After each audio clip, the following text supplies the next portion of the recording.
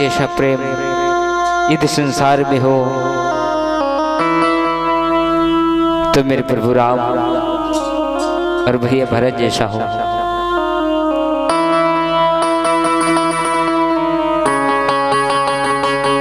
जिस समय आज मेरे पवन पुत्र हनुमान संजीवनी बूटी लेकर के द्रोणागिरि से रामादल के लिए प्रस्थान करते हुए विमान जैसे उड़ते हुए आकाश में जा रहे थे, तब तक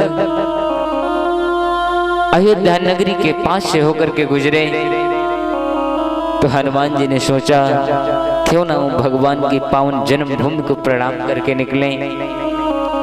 नंदी ग्राम के ऊपर से उड़ते हुए जा रहे थे,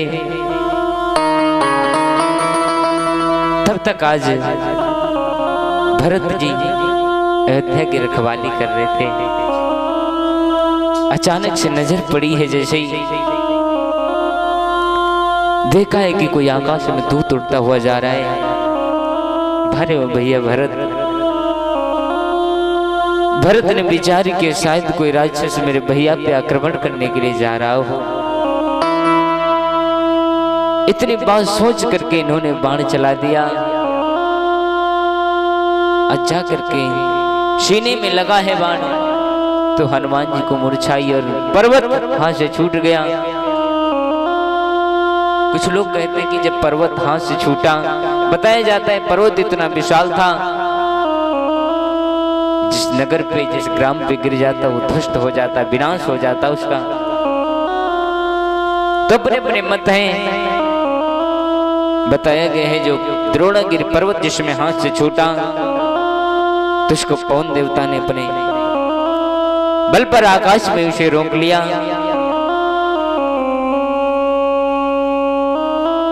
तो ध्यान रहे मेरे प्यारे, जैसे ही आज हनुमान जी पृथ्वी पर गिरे हैं आकर के, तो आज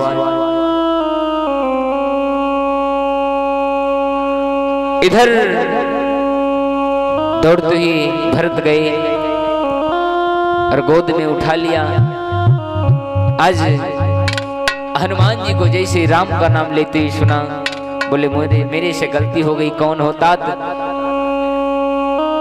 तुमको राम की सौगंध है, यदि राम के दूत हो तो हमें ये बता दो कहां से और कहां को जा रहे हो। आंखें खोल दी। हनुमान जी बोले भैया तुम्हें नहीं मालूम है भैया भरत, राम के छोटे भ्राता लक्ष्मण के शक्ति लगी हुई है। रामादल में वो दशाएं यदि प्रातः काल तक संजीवनी बूटी यदि प्रातः काल सूर्योदय हो गए तो लक्ष्मण के प्राण नहीं बचेंगे, इसलिए शीघ्र मुझे बूटी ले जानी होगी। तो आज भरत कहते भैया तुम मेरे बाण पर बैठ जाओ, मैं तुरंत तुमको पहुंचा दूंगा। लेकिन आज हनुमान जी कहते इसकी जरूरत नहीं है। तो आज मेरे प्यारे हनुमान जी ने नजर घुमाई तो क्या देखा, पूरे अयोध्यावासी इतनी बात सुनकर रोने की लगे कि लक्ष्मण के प्राण संकट में, लेकिन दो प्राणी नहीं रो रहे थे। वो कौन? बात विचार करने वाली है। इधर वो दो कौन प्राणी थे जो रो नहीं रहे थे? मैया सुमित्रा और उर्मिला नहीं रो रहे थे।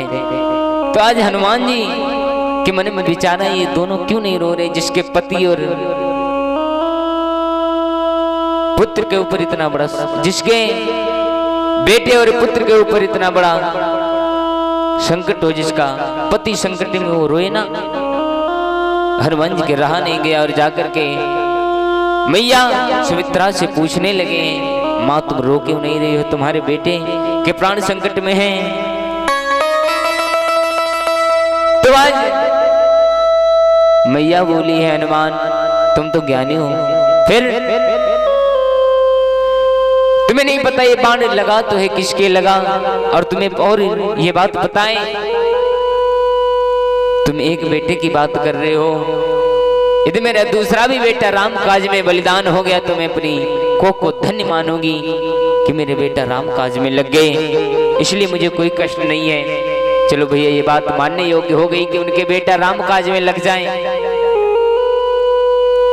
लेकिन उनकी पत्नी क्यों नहीं रो रही है? उर्मिला की आंखों में आंसू क्यों नहीं है? तो हनुमान जी के नहीं रहा गया तो बोले, उर्मिले देवी तुम रो क्यों नहीं रही हो? तो आज मेरे प्यारे उर्मिला हंस करके बोली, ए हनुमान तुम्हें तो ज्ञान गुण के सागर कहे जाते हो, तुम्हें नहीं पता है बाण और बर्छी किसके लगी है? बोले लक्ष्मण के। बोले यदि लक्ष्मण के लगी होती तो रो रहे होते, रामदल में कौन रो रहा है? बोले राम। फिर मैं क्यों संकट में जाऊं, मैं क्यों रोऊं? बाण तो राम के लगाए, मेरे स्वामी तो ड्यूटी देते देते थक गए थे, आराम करने का मौका निकाला है। इसीलिए हनुमान मेरे स्वामी जैसे ही निद्रा से जगेंगे, मुझे विश्वास है कि राम जानते हैं बाण किसके लगाए। जिसके घाव होगा वो रोएगा। रो कौन रहा है? तुम्हें तो पता है राम रो रहे हैं, फिर मैं संकट में कैसे, मेरे पति कैसे संकट में? इसलिए हनुमान जी के हृदय को तसल्ली बारे वाह, इन संसार की नारियां जिनके ऊपर ये पृथ्वी रुकी हुई है, आज सभी को प्रणाम करके हनुमान जी आकाश में उड़ गए। प्रेम से बोलिए हनुमान जी महाराज की।